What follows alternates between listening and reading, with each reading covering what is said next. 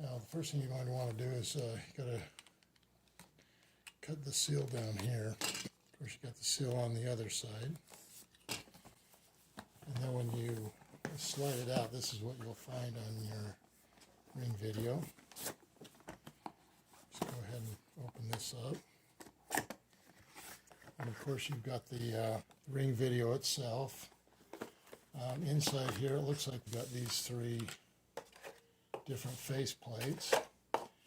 We've got the ring video itself.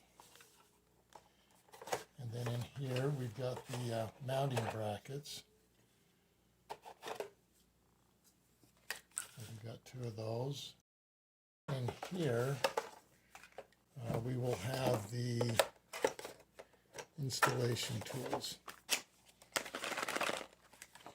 You've got the ring video screwdriver, and you can see you can use both ends.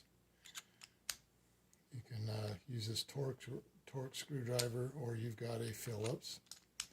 You'll connect these wires to your doorbell wires.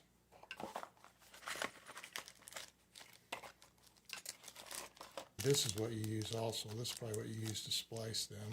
Here you have the mounting screws along with some anchors. You can see those anchors are pretty deep. You've then got a drill bit, and then some more anchors and mounting screws. These are the ones for concrete. These anchors are for mount the angle bracket, and then there are two angle brackets. So that's what you will find inside the box. This will be the instructions. And here we have, this is what you're going to use. It has a, when you're mounting your brackets so that you get it level, got a little level on the inside. Inside the box, you're also going to find a Ring Pro Power Kit. This will be hooked up to your transformer. Now, one thing you've always got to do is you've got to make sure that your doorbell has a transformer.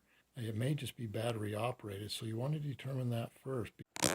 Before you install your Ring Video Doorbell Pro, you need to make sure that your doorbell is hardwired. It may appear to be hardwired, but it could possibly be battery operated. If it's battery operated, you won't have anything to hardwire it to. There is a kit you can get that will have a plug if you have an outlet nearby that you can use. Otherwise, you'll want to get the Ring Video Doorbell 2 that has a rechargeable battery.